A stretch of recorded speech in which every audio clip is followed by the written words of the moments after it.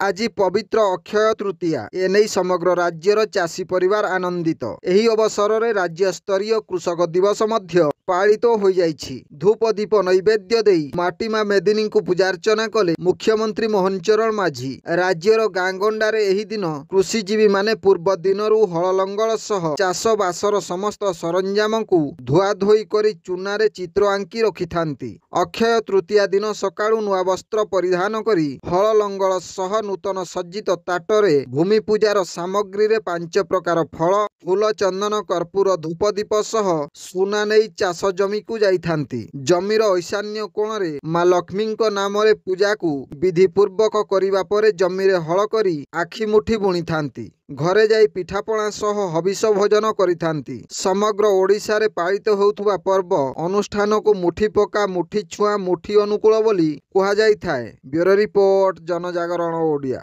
Video गुडी को आपण मानकु भलो लागुथिला हम चैनल को सब्सक्राइब करिवा सह लाइक शेयर करिवा को भूलंतु नाही।